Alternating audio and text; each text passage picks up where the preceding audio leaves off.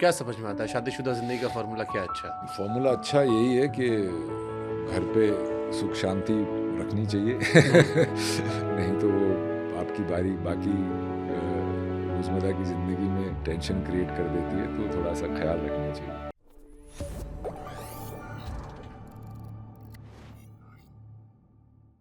अब शादी जैसे हो गई, क्या समझ में आता है शादीशुदा जिंदगी का फॉर्मूला क्या है? अच्छा।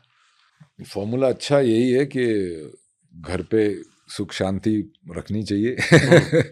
नहीं तो वो आपकी बाकी रोजमर्रा की जिंदगी में टेंशन क्रिएट कर देती है, तो थोड़ा सा ख्याल रखना चाहिए। आप भी डरते बीवी से? डरते नहीं है यार, नाराजगी ना रहे ज्यादा, लड़ाई झगड़े सबके इसी को होते डर हैं, कहते इसी को डर कहते हैं। हैं। और इस डर के आगे ही जीत है। हाँ। जिंदगी में पैसा कितना जरूरी है? जिंदगी में मैंने कभी पैसे का इतना लोभ किया नहीं। जैसे मैंने कहीं सुना था कि आप जब किक कर रहे थे सलमान भाई के साथ, तो सलमान भाई ने आपको ज्ञान दिया कि पैसे बना लो, बाद में काम आएगा। हाँ, वो पैसे बना लो बाद में काम आएगा। मुझे तो काम काम में ही मैं इतना व्यस्त था कि वही मेरी पूंजी बनी हुई थी। पर हाँ, शादी से ये बहुत फ़र्क पड़ा है कि मैं अब थोड़ा रिस्पॉन्सिबली सोचने लग गया हूँ। हालांकि अभी भी घोड़े, कुत्ते, बिल्लियाँ, ये वो, इन पे बहुत खर्चा रहता है। डर नहीं लगता घोड़े बिक जाएंगे? नहीं नहीं, घोड़े तो हमने जब नहीं बेचे जब हमने गाड़ियाँ, माइक्रोवेव, फ्रिज तक बेच दी थी। हमने तो तब भी घोड़े नहीं बेचे। सावरकर जी की उसमें मैंने अपने घर वर जब दाव पे लगा दिया था, पर घोड़े नहीं बेचे।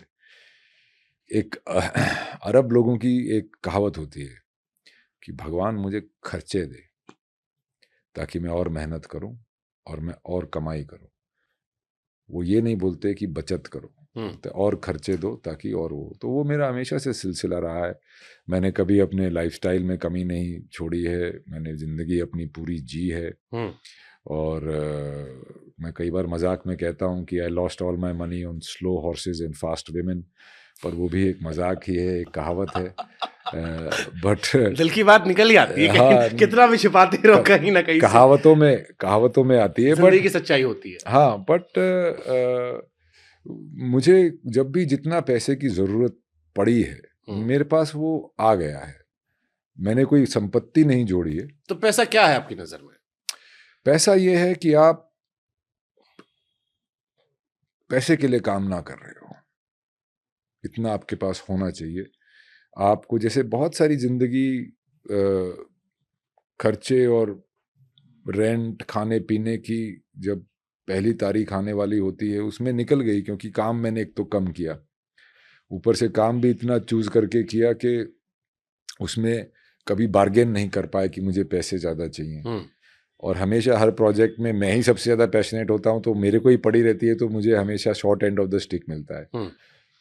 पर अभी मुझे थोड़ा लगने लगा है कि मुझे कमाना चाहिए और थोड़ा कुछ जोड़ना चाहिए सही आगे कहते हैं, वो आने। बीवी आने से इंसान बदल जाता है। इंसान बदल जाता है और वो एक सेंस ऑफ रिस्पॉन्सिबिलिटी एक आने लग जाती है। अपने लिए ही नहीं, एक फैमिली बनानी है मुझे भी, तो उनके आने वाले उनके लिए। और इतनी लेट उम्र में शादी हुई है, तो और थोड़ा कुछ छोड़ के जाना पड़ेगा, क्योंकि हम तो पता नहीं कब चले जाएं। तो वो एक थोड़ी सी एक सेंस ऑफ रिस्पॉन्सिबिलिटी आई है। House you bond with Kangana Ranaut? It's okay. I worked with her in a couple of movies, and it's okay. I mean, it's not too close. कभी कभी बातचीत हो जाती है। इनफैक्ट एक दिन मुझे सपना आया था, जब इंदिरा गांधी की उनकी पिक्चर आने वाली थी, तो मुझे सपना आया कि मैं और वो दोनों बच्चे हैं छोटे और आपस में बातें कर रहे हैं। तो मैंने उसको भेजा था मैसेज, तो बोली बहुत स्वीट है ये वो, कभी मिलेंगे। पर ऐसे कुछ ना मुलाकात का कभी मौका आया और ना ही कुछ ऐसा इत्तेफाक ये हुआ। सवाल मैंने इसलिए पूछा क्योंकि 16 अप्रैल 2019 आपने आलिया भट्ट को कोट करते हुए एक ट्वीट किया था, जिसमें किसी का नाम नहीं लिखा था, बट यू कोटेड कि I am glad that you not letting the opinions of very occasional actors. और कंगना के बहुत सारे फैंस हैं जो आज 6 साल बाद भी उसको कोट करते हुए मुझे ये डाल रहे थे कि आपने कंगना को इसके जरिए क्रिटिसाइज किया था। मुझे नहीं पता, आपने इसमें किसी का नाम नहीं लिखा था, बट कंगना के फैंस को ये लगता है कि आपने उन्हें ओकेजनल एक्टर्स कहा था। ये कंगना के लिए ट्वीट था? ये हाँ, क्योंकि वो आलिया को बहुत टारगेट कर रही थी और मेरा कंगना से कोई बैर ना था ना है, पर हाईवे की वजह से जो वो छोटी आलिया थी उससे मेरा बहुत एक लगाव है, उसको है नहीं है मुझे नहीं पता, पर मेरे को उस वीरा के लिए बहुत लगाव है। तो एक तो मुझे ये अच्छा नहीं लगता कि आप अपना तूता बजाने के लिए किसी और को नीचा दिखाओ, वो मुझे बिल्कुल अच्छा नहीं लगता, ना ही मैं करता हूँ और ना ही मुझे वो अच्छा लगता है। तो वो जब मुझे लगा कि ऐसा हो रहा था उनकी बातचीत से, मेरे साथ भी ऐसी अनफेयरनेस बहुत हुई हैं, पर आदमी उसको पी जाता है, एक डिग्निटी मेंटेन रखता है। तो वो जब नहीं हुआ, तो और जब वो ऐसे लगा मुझे, तो ही मैंने इसको ये ट्वीट किया था, क्योंकि कोशिश सभी कर रहे हैं, किसी के प्लेट में कम है, किसी के ज़्यादा, किसी के पहले कम है, किसी के बाद में कम है। तो इसमें और कंगना एक बहुत अच्छी एक्टर है, उसको ऐसी बातें शोभा नहीं देती। ठीक है, मैंने आपकी कुछ मूवीज के नाम नोट किए हैं, उसमें से आपकी फेवरेट कौन है? मैं दो दो नाम बताया, आपको चूज करते चलना पड़ेगा। ओके, मेरे दो तो नाम सारी फेवरेट है यार। तू बोल रहा है अभी कौन सा बच्चा मेरा फेवरेट है, किससे बोलेगा? फिर भी ज्यादा फेवरेट एक मूवी में, once upon a time in Mumbai या साहब बीबी और गैंगस्टर? साहब बीवी और गैंगस्टर। गजब पिक्चर थी, मजा आ गया था। इनफैक्ट दोनों किरदार, जिमी बहुत, शेरगिल का भी और मैं आपका तो उसमें मेरा मन करता था जब माही गिल अपनी वैन में से मेकअप वेकअप करके बाहर आती थी, तो मन करता था उनके कदमों में सर पटक पटक के मर जाऊं, इतनी मुझे जहर खूबसूरत लग रही थी। मुझे वो रानी साहिबा से ऐसी मोहब्बत हो गई थी, माही गिल से नहीं, रानी साहिबा। समझ गया मैं, दोनों किरदार साहब, तीनों किरदार इनफैक्ट बहुत अच्छे थे। जी जी जी, बहुत अच्छे। Jimmy was superb in, Jimmy Shergill मेरे बहुत पसंदीदा लोगों और एक्टरों में से एक हैं। Superb superb. ये फिल्म मतलब मुझे, मैंने से सारे पार्ट देखे और अभी भी मुझे अच्छी लगती है, बड़ी अंडररेटेड फिल्म लगती है मुझे। जी जी। साहब बीबी गैंगस्टर। ओके, साहब बीबी गैंगस्टर या मॉनसून वेडिंग?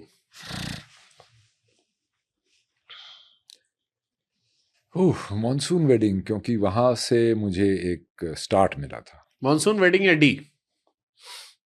डी, वहां से मुझे इन एंड एज एक कैरेक्टर, क्योंकि आप छोटे से शहर में हो रोहतक में यार, हमने भी पोस्टर लगा रखे थे अपनी दीवार में, मैं कोई लोगों से, हालांकि अपने आप को अलग समझता था पर था नहीं, तो वहां पे एक ही सपना होता था कि एक फिल्म इंडस्ट्री में जाएंगे और कभी इन एंड एज पिक्चर करेंगे।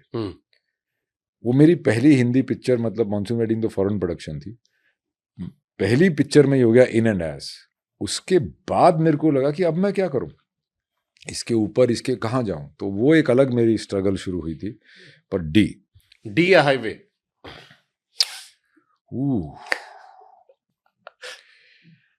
हाईवे, बिकॉज वो ज़्यादा लेयर्ड कैरेक्टर था और उसको उस समय तक मैं और अपने रोल्स को जीने लगा था।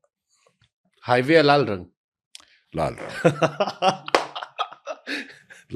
लाल Rang is my salute to Haryana and salute to my classmates and everybody. बहुत ही एक मेरा, और उसमें जो अपनी बोली बोलने में जो मजा आया ना, वो क्या है, मैं नहीं आ सकता भाई। लाल रंग या मैं और चार्ल्स?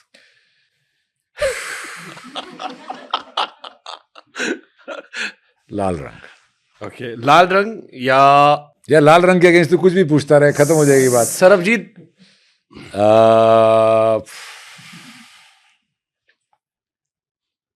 लाल रंग, इट्स अ बेटर मूवी। लाल रंग या Savarkar? Savarkar.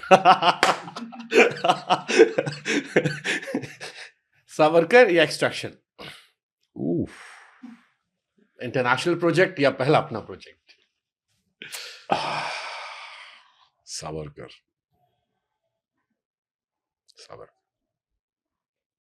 Why Savarkar is so special for you? Because man, मैंने वो लिखी है, मैंने वो डायरेक्ट की है, अपना घर बेच के बनाई है, अपनी देही की ऐसी तैसी कर ली है, और इतने लोगों से मैं लड़ा हूँ उसके लिए।